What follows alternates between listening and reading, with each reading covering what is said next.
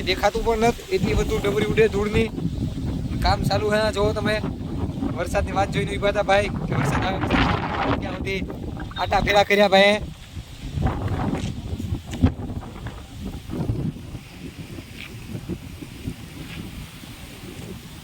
એક કલાકથી આવીને આવી સ્થિતિ છે. બહુ જ વધુ પવન અને ધૂળની ડમરી. એટલાથી કામ કરતા હતા? એટલાથી કામ કરતા હતા? હાય કામ કેવું મોસમ કેવું થયું?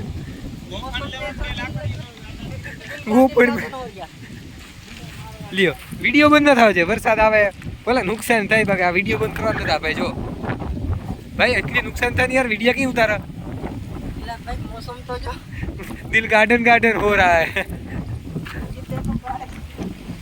સાંજના 6 વાગ્યા એવી એવું અંધારું થઈ ગયું. સાંજના 6 વાગ્યા ને આપણે सही होता है.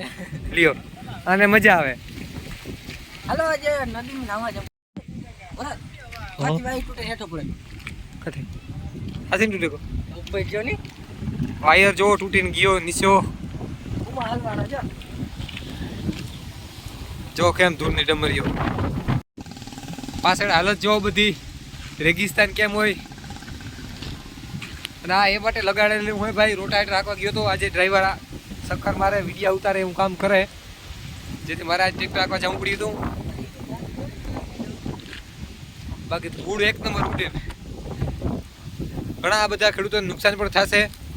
જે આપણે ધાણાનું વાવેતર છે સણાનું, એ થોડુંક પાસતરું પાકે એટલે એમાં થોડુંક નુકસાન આવશે.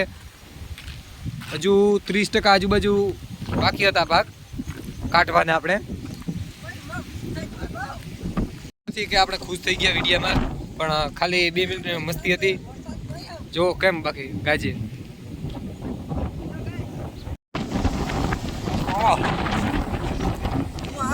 એક કિલો એક ધૂળ ગીરી ગઈ ભાઈ આંખમાં. જમણી બાજુ છે. તું આઈને વાલી વિડીયા મૂકો ને. આ હું આયુ બા તો જમણી બાજુ હાથું જાય ને આમ બા તો ડાબી બાજુ. યુ વેરી ડેન્જરસ નો. આપણે તો બધું રેડી થઈ ગયું. બાકી ગોદામની અંદર ભરી દીધું હતું. જે નુકસાની આવે એવો સમાન હતો એ.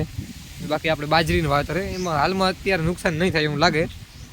થોડું ઘણું નુકસાન થાય છે એમાં. થોડી વાર પહેલાં જ લઈને આવ્યા ને.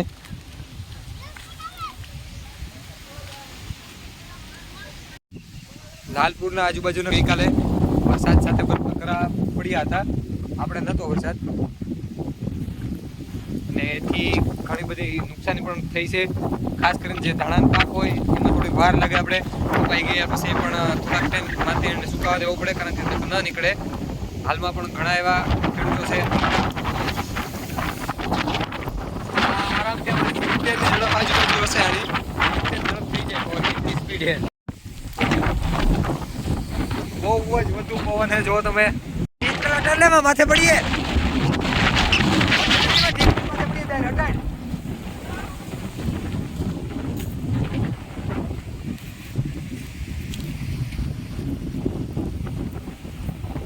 ટ્રેક્ટર માથે દાય ના આવે એવું આપણે જોવું પડીએ. જો ધૂળની ડમરીઓ જુડે. આ કેમેરામાં બહુ વધુ નતા આવતું, કારણ કે લોકલ ફોન છે આપણો. બાકી મૂંઘામાં લેવો હતો આપણે આઈફોન સેમસંગનો તો આવી જાય ધૂળ.